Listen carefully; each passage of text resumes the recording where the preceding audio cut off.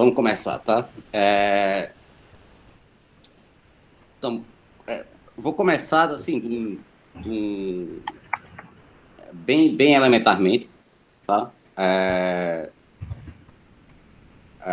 Então, o que é prescrever curvatura, né? Então, primeiro, o que é curvatura e o que significa prescrever?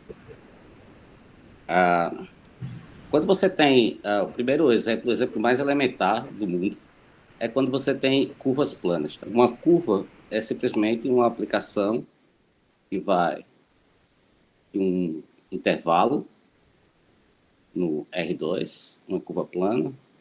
Então, você pensa no traço da curva. A gente pode sempre pensar, chamar isso de alfa. Então, a gente pode sempre pensar que uma boa maneira de pensar é que essas curvas, para a gente trabalhar em geometria, elas sejam regulares, no sentido de que a vetor velocidade a ação é ser infinito e o vetor velocidade nunca se anula. Quando você faz isso, você consegue reparametrizar a curva de modo que o vetor velocidade tem a norma constante igual. Então, você tem para cada ponto da curva, você tem o alfa'. Então, o alfa' é um cara que mora no círculo unitário, centrado na origem. E aí você pode pensar o seguinte, se você olhar para E1, sei lá, é o campo que do eixo do x, que gera o eixo do x, você tem um ângulo entre alfa' e E1 para todo parâmetro S. Tá? Então, se você pensa que você está parametrizando pelo comprimento do arco, significa isso, da norma do vetor velocidade C1, então, se você chama de θ esse ângulo, eu posso definir a curvatura como curvatura de S como sendo a derivada ds. Ok? Isso diz que, por exemplo, como você está com velocidade constante igual a 1, a aceleração é simplesmente são as mudanças de direção, e isso é exatamente a curvatura. A curvatura média, como é que você muda a direção tangente. Ok. Bom, eu pulei duas coisas aqui, tá? Mas uma superfície em R3, o que é que você faz, tá? Como é que você define curvatura? Aqui existe uma maneira clássica de fazer isso. Você pega uma superfície, nesse caso, uma superfície significa que você é regular, isso significa que para todo ponto você tem um plano tangente, ou equivalentemente um normal, a menos, tem duas escolhas de normal, mas tem uma escolha você pode escolher um normal aqui sobre a superfície, localmente. Então, para cada, você pensa, agora você pega planos que passam, que contém esse vetor normal nesse ponto. Então, se você pegar um plano nesse sentido, ele corta a superfície em uma curva plana. E então você tem o que significaria a curvatura, pela definição anterior, o que, que significaria a curvatura dessa curva plana nesse ponto. Bom, agora você faz o seguinte, tá? Duas noções de curvatura são clássicas são o seguinte: você olha, você faz com que esse plano que contém o normal circule rode em torno de todo um eixo aqui. Né? Você roda o plano normal em torno, sim. Então, para cada posição que você, para cada vetorzinho, isso que é determinado por um vetor tangente. Então, quando você faz esse vetor tangente circular no círculo que está contido nesse plano, para cada valor desse, você tem um valor de curvatura. Você pensa no máximo e no mínimo, e aí você faz a seguinte coisa: você define curvatura média como sendo, se você quiser, metade do máximo e do mínimo das curvaturas. e você define a curvatura de Gauss como sendo o produto. Uma coisa surpreendente, que volta aos tempos de Euler, mas uma coisa surpreendente é que Gauss provou que essa curvatura aqui, essa maneira de definir curvatura, depende simplesmente da métrica definida sobre a superfície. Nesse caso de superfície do R3, a métrica é a métrica induzida, ou seja, isso é a maneira de você calcular produtos internos de vetores tangentes simplesmente como vetores do R3, e isso dá uma maneira de você calcular comprimentos de curvas sobre a superfície. Tá? Essa medida infinitesimal de comprimento aí é o que a gente chama de métrica, simplesmente é o produto interno restrito ao espaço tangente em cada ponto, ou uma coisa que você está pensando, você pode pensar que é uma seção simétrica dos tensores, uma seção dos tensores simétricos de ordem 2. Tá? Bom, quando você não tem mais ambiente, mesmo o fato da curvatura ser, em certo sentido, abstrata, só depender da métrica, então você pode definir o que é tem maneiras simples de definir o que é curvatura para variedades riemannianas. Então, a variedade riemanniana, a variedade diferenciável com um produto interno simétrico positivo definido, então você consegue definir uma curvatura gaussiana, no caso de dimensão 2, simplesmente calculando do jeito que aparece aqui. Tá? Na prova do teorema chamado teorema egrégio de Gauss, a prova é mostrar que K pode ser calculado a partir dos termos do tensor métrico, das suas derivadas, ok? É isso, você calcula o K pelas derivadas, pela métrica e pelas derivadas da métrica. Ok. Então, existe uma maneira de definir o que é curvatura em variedades riemannianas que estende a ideia natural de curvatura de superfícies. E, nesse caso, a maneira natural não é mais como uma função, mas, em geral, você tem um tensor, curvatura, okay, que age sobre, depende se você quiser, sobre 4 vetores em cada ponto. Então, você pensa, existe uma curvatura especial, que é a curvatura escalar, vou chamar de S, que é você fazer o seguinte, quando você contrai o tensor curvatura, você encontra, uma vez, você consegue contrair o tensor curvatura, você encontra um tensor de Hit, que é um tensor de ordem 2, e quando você contrai o tensor de Hit, você encontra uma função que depende única e exclusivamente da métrica. Tá? Essa é chamada curvatura escalar, que é calculada a partir da métrica. Da métrica você tem isso. Tá certo? Beleza. O que a gente vai fazer nesse seminário é tentar dar respostas para as seguintes questões que nascem naturalmente, quando você tem curvatura. Tá? É um problema, seria um problema inverso. Tá? Dado a métrica, você consegue calcular a curvatura escalar. Dado a métrica, você consegue, se você voltar aqui,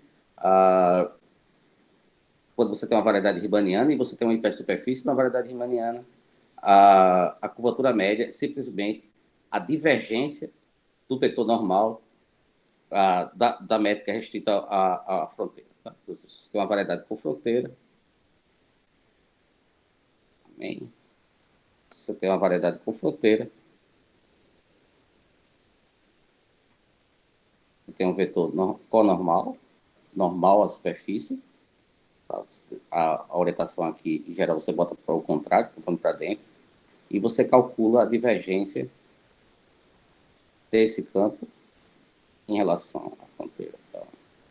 Então, isso dá uma noção. Isso aqui você não está normalizando. Você normaliza ou não normaliza, significa se você vai dividir pela dimensão ou não. Isso dá uma noção de curvatura média da fronteira com relação a. Então, naturalmente, dado uma métrica, e uma variedade com fronteira, você tem duas noções. Tem a noção de curvatura escalar, que é uma coisa intrínseca à superfície, ela é uma função que depende única e exclusivamente da métrica, e uma outra, que é a curvatura média do bordo, e também vai ser uma coisa que a gente vai usar sempre aqui, é que o gama vai ser a métrica G restrita ao fronteiro. Okay? Então, são as duas perguntas naturais que aparecem. É o seguinte: você pega uma variedade riemanniana com fronteira e você pergunta o problema inverso disso, né? Por exemplo, se você pega uma função suave sobre a variedade, será que existe uma métrica sobre a variedade, tal que quando você calcule a curvatura escalar dessa métrica, coincida com a curvatura de escalar ou a curvatura gaussiana, dependendo se a dimensão da variedade é 2 ou maior ou igual que 3. Okay? Só que a gente vai pedir uma coisa, né? Como a variedade tem fronteira, a gente vai pedir uma outra condição, tá? A gente vai pedir se satisfaz essa função como curvatura gaussiana ou curvatura escalar, e vai impor a condição de que a fronteira é geodésica ou mínima. Tá? A pergunta alternativa é se você tem, dado uma função sobre a fronteira, se existe uma métrica flat, uma métrica em curvatura escalar zero, ou gaussiana ou escalar, tá? Tal que essa função H é a curvatura geodésica, no caso de dimensão 2, ou a curvatura média, no caso de dimensão maior ou igual que 2, da fronteira de M com respeito a M. Tá? Você podia perguntar, uma pergunta mais geral, seria uma pergunta 3.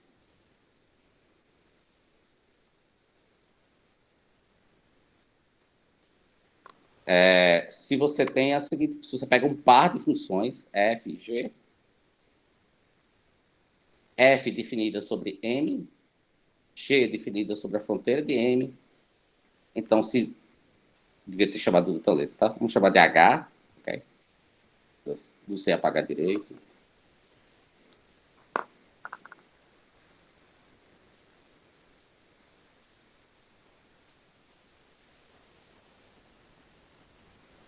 Então, F e H. Será que existe uma métrica G? É uma pergunta bem mais geral, dado uma F sobre a M e um H sobre a fronteira. Se existe G, tal que, quando você calcula a curvatura escalar de G, isso dá F. E quando você calcula a curvatura média com respeito a gama, isso dá o H. Okay? Onde o gama é a restrição da métrica em relação ao bordo. Tá? Bom, tive um problema em colocar aqui que os resultados prévios, eu comecei a coletar todos os resultados prévios e ficou muito grande. Então, eu vou comentar só sobre um resultado, tá? É um resultado muito bonito devido a Waller e Warner, na direção de responder essa pergunta do caso de superfície. A pergunta é a seguinte: além de provar que a curvatura é intrínseca, há um teorema que está relacionado com Gauss-Bonnet, é que se você pegar uma variedade, uma superfície riemanniana, com a métrica G, quando você calcula a curvatura gaussiana, a princípio suponha que a fronteira de sigma seja vazia. Então, a curvatura gaussiana satisfaz o seguinte teorema, belíssimo teorema, dos mais bonitos teoremas que eu conheço. A integral da curvatura gaussiana com respeito à métrica G em sigma é igual a 2π vezes a característica de Euler de sigma. Tá? Está dizendo que a curvatura de Gauss, a integral da curvatura de Gauss, a curvatura total, é um invariante topológico. Se você adicionar fronteira, que é a fronteira de sigma, é diferente de vazio, Então, o que acontece é o seguinte, você tem a Gauss-Bonnet, nesse caso, que é integral da curvatura gaussiana, em G, mais a integral da curvatura geodésica, que chama de gama, na fronteira. Isso aqui é em sigma, esse é na fronteira de sigma. Isso é 2π vezes a característica de ordem. Ok. Então, o teorema de Gauss-Bonnet dá uma condição necessária para a existência de funções, quer dizer, toda função que for curvatura gaussiana de uma métrica e toda função kappa que for a curvatura geodésica da restrição de G sobre a fronteira, tem que satisfazer essa condição. Okay? Do paper no Proceedings é um paper super curto, uma página e meia. O Waller e Warner, eles provaram que se essa condição é satisfeita abstratamente, você tem a garantia da existência. Deixa eu dizer de outra forma, tá? Você pega uma função f, aí você olha para f vezes o elemento de volume,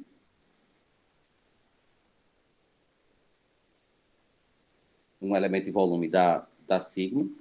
Se ele satisfaz essa condição abstratamente, ou seja, se você integrar f dn, isso der 2π vezes a característica de Euler, então essa condição aqui garante que existe uma métrica G tal que K e G, a curvatura gaussiana em relação a essa métrica, é essa função F. São um dos papers mais bonitos que eu conheço, e eu gostaria de destacar isso, porque esse nome aqui vai nos acompanhar mais um pouquinho, tá? O ordem. Beleza. Então, no caso de variedades com fronteira, esse mesmo resultado, ou seja, o teorema de Gauss-Bonnet também é uma condição suficiente para a existência de para que uma função seja curvatura gaussiana e curvatura geodésica, esse par agora. Isso foi feito pelo Kawai nos idos de aproximadamente 80.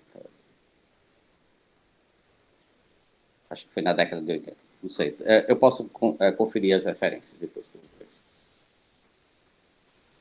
Ok. Então, a gente vai tentar responder essa pergunta de uma maneira, por exemplo, essa pergunta com condições um pouco mais simples, tá? Tanto para superfícies quanto para variedades de dimensão mais alta. Então, está de novo aqui estabelecido o teorema de Gauss-Bonnet, como eu falei. Ok. Então, se você pensar nas duas perguntas, era o seguinte: curvatura gaussiana zero e prescrever curvatura geodésica, ou curvatura geodésica zero e prescrever curvatura gaussiana. Tá? Nesses dois casos, as superfícies podem ser... existe uma condição de sinal que é satisfeita pelas funções ou curvatura geodésica ou curvatura gaussiana, dependendo da característica de Euler. São condições naturais estabelecidas topologicamente. Por exemplo, se a característica de Euler for M, então, por exemplo, se você está pensando no problema de curvatura gaussiana zero e curvatura kappa a ser prescrita, a curvatura kappa tem que ser positiva em algum lugar, porque você está pensando que você está matando esse termo, então a integral ser positiva significa que a função kappa tem que ser positiva em algum lugar. Se isso aqui for zero, isso significa, com isso aqui sendo zero, isso significa que kappa tem que mudar de sinal. E se essa característica de ordem, esse cara da direita aqui for negativo, você tem que o capa tem que ser negativo em algum lugar. Então, isso é o que a gente chama de condição de sinal, ok? É uma condição que sai trivialmente da condição do teorema de Gauss-Bonnet. Uma coisa interessante é o seguinte, quando você pensa no teorema do Wallach-Warner ou Kawai, você tem uma condição suficiente para ter a existência de uma métrica, tá? Mas essa condição não é muito fácil de verificar. Você tem que mostrar que ela, de fato, satisfaz a condição integral que é dada pelo teorema de Gauss-Bonnet, tá? Ok? A gente tem uma resposta muito mais simples, que é dada o seguinte. Basta que você consegue prescrever a curvatura geodésica para a curvatura gaussiana zero, simplesmente se a curvatura geodésica ela satisfaz a condição de sinal. Tá? Então, basta verificar se você tem uma dessas situações aqui, dependendo da característica de Euler, você tem soluções. Essa condição aqui é decorrente, evidentemente, do teorema de Gauss-Bonnet, mas é muito mais simples e muito mais verificável. Okay? Então, nosso primeiro teorema é esse. Se você tem um domínio limitado, suave, fronteira suave, então, uma função sobre a fronteira é a curvatura geodésica de uma métrica flat sobre ômega, somente se kappa satisfaz a condição de sinal. Do mesmo modo, você prescreve um problema, vamos dizer, análogo, né? Você pega uma variedade, uma superfície compacta, conexa, com a curvatura, a fronteira geodésica. Então, uma função K é curvatura gaussiana de uma métrica M, com essa condição de fronteira geodésica, somente se K satisfaz a condição de sinal. Ok.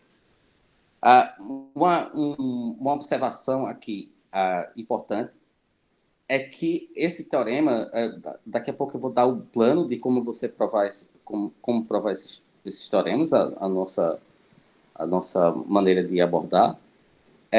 Ele usa fortemente um resultado de Osgood Philip Sarnen, que diz que a condição de sinal determina dois caras, tá? Ou você tem uma métrica com curvatura constante, com curvatura geodésica zero, ou a condição de sinal determina ou isso, ou que você tem uma métrica de curvatura constante com a curvatura geodésica zero. Okay? Isso é essencial. Talvez aqui eu deva daqui a pouco falar mais.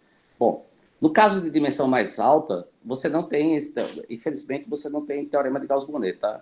A vida da gente ia ficar muito mais fácil se houvesse, ou bem mais difícil, se houvesse teorema de Gauss-Bonnet, algum análogo com tanta força. É claro que você tem para dimensões, tem Gauss-Bonnet-Scherr, né? Mas nada parecido com a força que Gauss-Bonnet tem para relacionar curvatura, essa curvatura intrínseca, e topologia. Então,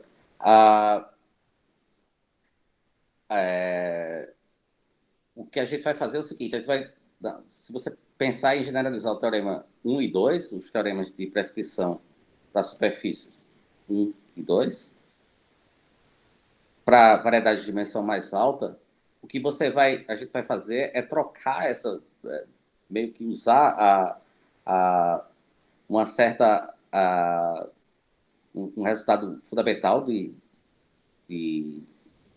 Escobar, que garante que você pode classificar, você tem uma condição parecida com a condição de sinal dada por um cara que a gente vai falar mais na frente, tá? Sobre certos autovalores e problemas relacionados ao problema de Yamaha. Bom, os teoremas para a dimensão mais alta são esses. Primeiro, o teorema, se você tem qualquer função sobre a fronteira, que é negativa em algum lugar, ela é a curvatura de uma curvatura escalar, é a curvatura média da fronteira, é a curvatura média da fronteira para uma métrica de curvatura escalar flat sobre I, que toda função suave sobre a fronteira de M é curvatura média de uma curvatura flat, se somente se a M admitir uma métrica flat, escalar flat, com curvatura média constante, positiva sobre a fronteira. Um outro resultado é que, se você tem qualquer função sobre M e tenha que é negativa em algum lugar, ela é a curvatura escalar de uma métrica com curvatura mínima da fronteira. Esses teoremas são análogos aos teoremas de Kasdan-Warden para o caso de variedades sem fronteira. A gente poderia chamar isso que Kasdan-Warden, teoremas tipo Kasdan-Warden. Tá?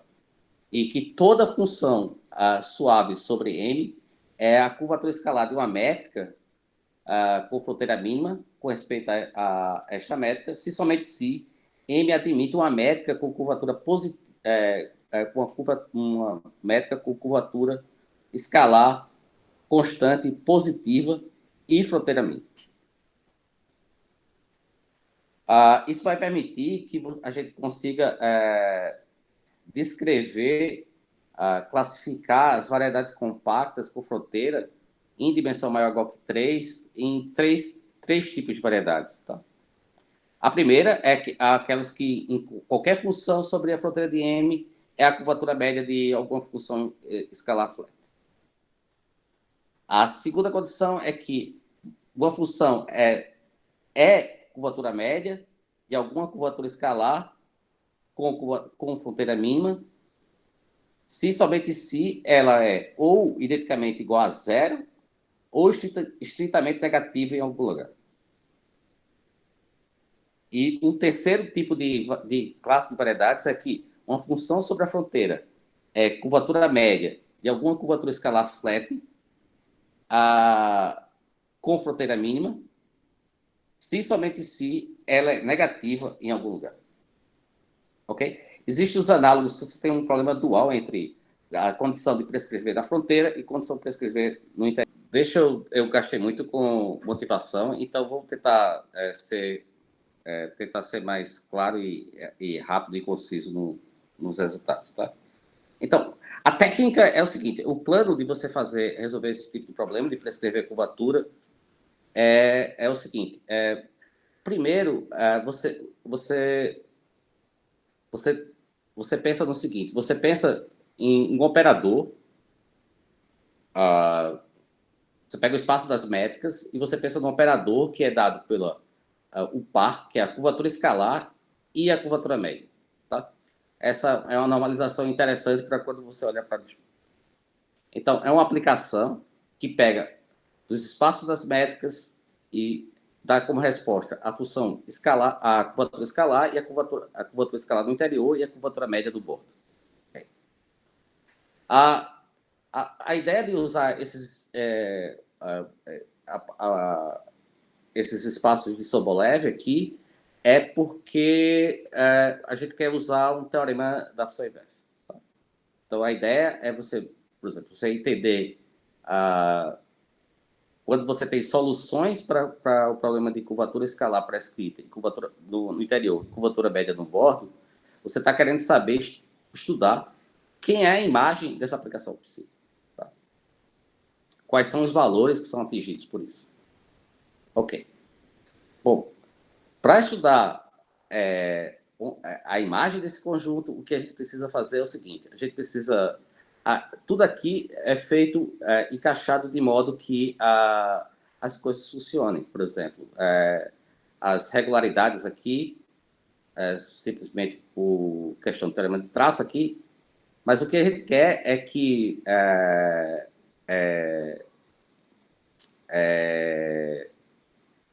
inverter, saber, primeiro, estudar sobre a objetividade local dessa aplicação psi, ou seja, Se você consegue, dado uma solução, você tem uma vizinhança de soluções.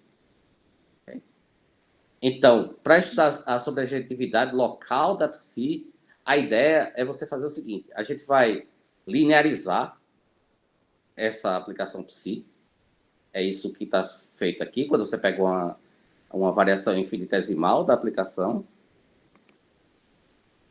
Isso faz com que quando você lineariza, quando você sabe a primeira a variação da curvatura escalar na direção de H e a variação da curvatura média na direção de H também, H são as restrições ao bordo, você tem aquele problema que é muito não linear, vira um problema linear. Tá? E o que a gente vai fazer é o seguinte, então, a gente vai pensar isso como dois operadores lineares, e o que você vai querer fazer é o seguinte, perguntar se você tem, em geral a gente vai fazer o contrário, né? A gente vai procurar quem é uma adjunta formal desse operador e estudar a sobrejetividade desse operador a partir da injetividade do outro. Tá, okay? Bom, aqui está dito o que é esse lema, esqueçam esse lema, que eu não vou usar isso. Então, você tem esse operador, que é a linearização do problema de curvatura escalar e curvatura média, é dado desse jeito. E o que acontece é que, quando você calcula a linearização desse operador e procura integra por partes, se você quiser dizer assim, você vai encontrar um cara que aparece como um adjunto formal desse par. Isso aqui é o S, A, B, e esses caras aqui satisfazem a essa condição aqui. Ou seja, você pode imaginar que essa expressão aqui, se você olhar para S estrela, vamos sair da estrela, B estrela, é um adjunto formal do linearizado da opção psi. Tá? Isso é um adjunto formal dessa aplicação. S. Ok. Então, é o que está dito aqui. Tá? O interessante é que, para a gente ter o teorema da função inversa, você precisa estudar algumas coisas sobre esse operador. Tá? Você tem que ter um certo resultado de slice. Tá? Você tem uma maneira de decompor o espaço das funções em relação ao kernel e a imagem desses operadores S e S'. Então, a gente faz uma análise sobre isso e a gente mostra o seguinte, tá? A gente mostra que o S estrela é elíptico, o B estrela é elíptico e ainda o B estrela satisfaz uma condição de Shapiro-Lopatinsky. Essa condição é uma condição essencial, é uma condição de derivada oblíqua que vai permitir que a gente tenha um Fredholm, tá? Ok. Então, o que a gente vai fazer aqui? A gente vai estudar a sobrejetividade do SG com a injetividade do SG estrela. Então, uma coisa que você faz é o seguinte, é você olhar para quem são as funções que moram no kernel do S estrela. Tá? A primeira coisa que você faz é, por exemplo, se você olhar para essa expressão do S e calcula o traço, na verdade, do S estrela, né? Se você olhar para o S estrela, cadê o S estrela? Se você olhar para o S estrela, que é esse par aqui, quando você calcula o traço, o que acontece é que você tem essa condição aqui, tá? Está dizendo que se você pegar F no núcleo, ele satisfaz esse par de equações. Isso vai nos permitir, bom, para que eu tenha inversão, eu tenho que me livrar dos caras que estão no núcleo, né? A gente pode caracterizar isso da seguinte maneira: você toma você junta essa expressão com a anterior, você tem essa equação que é um pouco melhor do que essa, tá? Essa aqui foi obtida pelo traço a estrela B estrela. Então, a função f tem que satisfazer esse par de equações. Então, a gente tem o primeiro resultadozinho, que é o seguinte, é que se você pega, se você supor que a curvatura escalar é zero no interior, então o SG ele é uma sobrejeção se uma dessas duas coisas acontece. Tá? Ou a curvatura média da fronteira é uma constante não positiva, ou a curvatura média da fronteira é zero, mas a segunda forma fundamental não é identicamente zero. Eu vou falar isso aqui bem rapidamente. Tá? A condição de curvatura escalar zero, por exemplo, diz que você tem que Laplaciano de f igual a zero. Ok? Se você tiver, por exemplo, se você quer mostrar a segunda condição, h lambda igual a zero, mas a segunda forma fundamental não é identicamente zero. Você procura um cara no núcleo, ele satisfaz essas duas equações. Então, a escalar zero está dizendo que o Laplaciano de f é zero em M. E se h lambda é zero, está dizendo que a derivada normal de f é zero também. Se você faz isso, você mostra isso integrando por partes, você tem que a f é constante ao longo de M.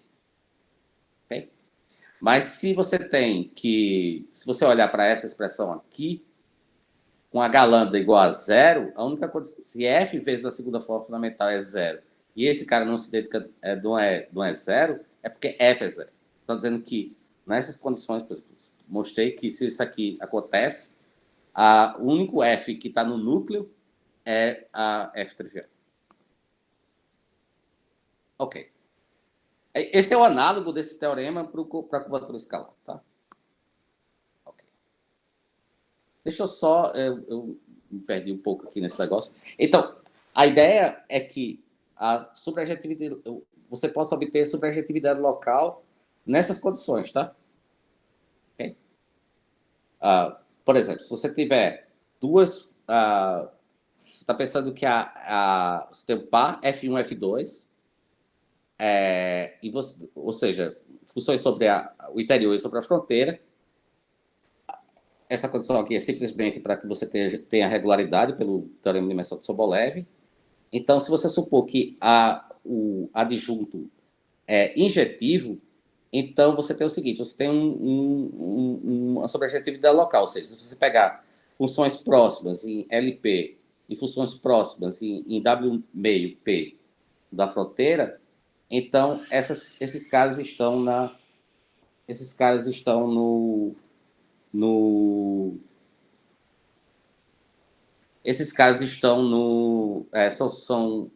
estão na imagem da aplicação do ciclo. Okay? A ideia aqui é usar exatamente esses dois fatores, sobre a injetividade do S estrela e para garantir a injetividade sobre essa estrela, garantir sobre a injetividade do S. Um outro resultado fundamental é que da nossa... Deixa eu dizer mais ou menos qual é o plano, então, tá? A ideia de você estudar sobre a solubilidade de funções que são ou curvatura escalar no interior ou curvatura média na fronteira prescrita, a ideia é a seguinte, você pegar, a gente vai mostrar que você tem sobrejetividade local, depois, sob certas condições, você consegue aproximar as soluções por se você pegar funções que estão duas funções sobre a fronteira ou duas funções sobre a variedade, eu consigo diffeomorfismos que aproximam f de g, ok? Elas estão próximas. Então, por exemplo, isso vai permitir que você consiga resolver com o teorema da sobrejetividade local. Se você tem soluções para G, você tem soluções para F, vice-versa, ok? Tanto na fronteira como no interior. Então, se você tem sobrejetividade local, teorema de aproximação, e depois a outra coisa que você precisa é saber se você tem soluções particulares. Tá? Então, a ideia vai ser essa. Então, você tem esses três instrumentos. Então, esse é um resultado que não depende... Esse resultado é importante e não depende basicamente desse problema. Tá? É independente desse problema. Tá? Esse teorema aqui não tem a priori, relação com curvatura escalar. Nem curvatura média do bolo. Uma coisa importante aqui, e que a gente não foi capaz de fazer no artigo, no trabalho, é que é o seguinte, o que a gente fez aqui, esse tema é o seguinte, você consegue aproximar ou funções que estão na fronteira ou funções que estão no interior, com essa condição, tá, a limitação, essa condição fundamental, que a G esteja na mesma imagem, que a F dividam a mesma imagem, ou na fronteira ou na N, você consegue aproximá-las. O que a gente não conseguiu fazer é o seguinte, existe um diffeomorfismo, aqui você precisa de um diffeomorfismo para aproximar na fronteira, um diffeomorfismo para aproximar no bordo. Isso significa que a gente só consegue resolver aqueles problemas iniciais, aqueles problemas motivadores, no caso 1 e 2. A gente não consegue para um caso geral. A gente não consegue deformar. Seria super interessante saber se existe um diffeomorfismo que conseguisse trabalhar essas duas coisas ao mesmo tempo, tá? Levar funções na fronteira e aproximar funções no interior ao mesmo tempo. Ok. Basicamente, o que a gente vai fazer para resolver o problema agora é fazer o uso desses teoremas, de sobre a reatividade local e o do lema de aproximação para você prescrever curvatura. Por exemplo, se você pegar uma variedade com curvatura escalar flat e com curvatura média na fronteira igual a H0, e H0 sendo uma função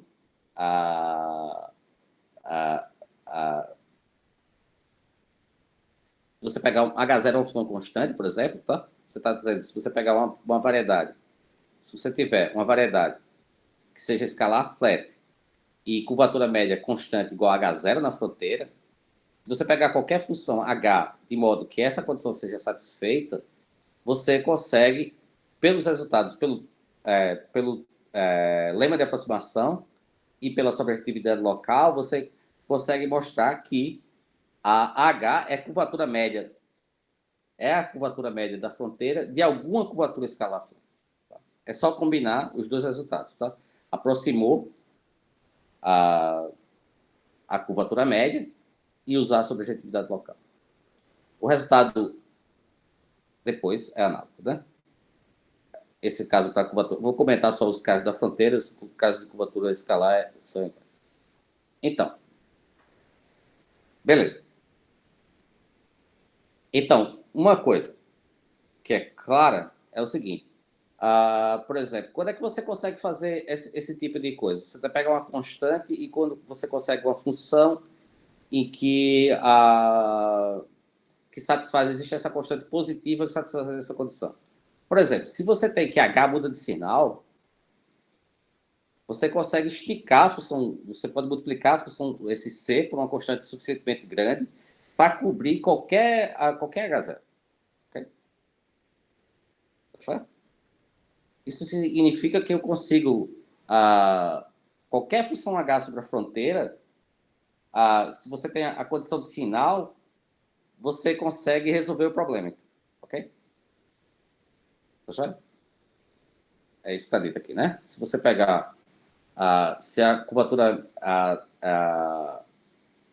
média da fronteira for constante, então qualquer função H tendo o mesmo sinal de H0, ok? Nesse caso, é simplesmente você, se tiver o mesmo sinal, eu consigo facilmente a função, uma constante C que satisfaz essa condição do A, e depois usar o teorema de aproximação. Ok? Ok? Mas aí dessa conclusão que eu estou falando, né? Se você tiver a condição de ser mínima na fronteira, então qualquer função H que muda de sinal, ela é curvatura média escalar, curvatura média de uma métrica que tem curvatura escalar flat no interior. Okay? É exatamente essa condição. Se você muda de sinal, você pode esticar menos tão grande quanto você quer e cobrir satisfazer essa condição. Ok. Ah, então, deixa acho que vou deixar a coisa mais para uma conversa depois. Eu vou falar sobre os teoremas em dimensão 2 e, se alguém quiser perguntar, depois a gente fala sobre os resultados em dimensão mais alta. Então, como é que você tem o teorema para o teorema 1 e 2, que são os teoremas que são para prescrever ou curvatura geodésica de curvas com curvatura gaussiana zero, ou prescrever a curvatura gaussiana para a condição de curvatura geodésica zero. Ok. Então, a ideia é que você tem, pelo Osgood e Phillips Sarnak, você tem duas condições. Tá? A condição de sinal garante que, se você tiver... você tem a métrica background, ok? Ok. Ok. Então, vamos lá. Se você tiver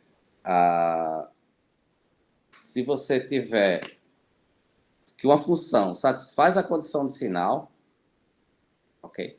Por exemplo, vamos lá no caso em que você tenha a característica positiva, característica zero, sei lá, usar isso. Então, a condição para esse caso é que a função kappa ela mude de sinal. Mude de sinal. Então, nesse caso, o que é que você tem? Você tem que... você tem que...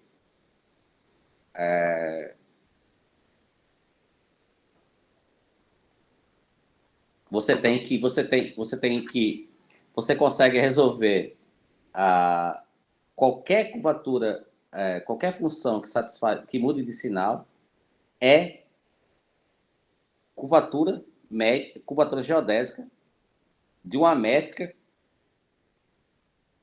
flat, tá? Você tem que ela mude de sinal, curvatura geodésica muda de sinal, ela satisfaz aquela condição que você tem o seguinte: a curvatura geodésica, então, muda de sinal, e você tem que a curvatura, você está supondo que K é zero, okay? Então você pode pegar se você tem a condição, você pode resolver pelo teorema de uniformização com a condição de mínima na fronteira. Então você tem o background é um H0 igual a zero.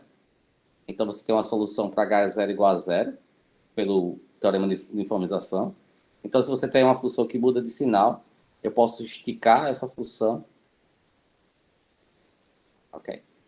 De modo que ela satisfaz essa condição ou do corolário ou da proposição, tá?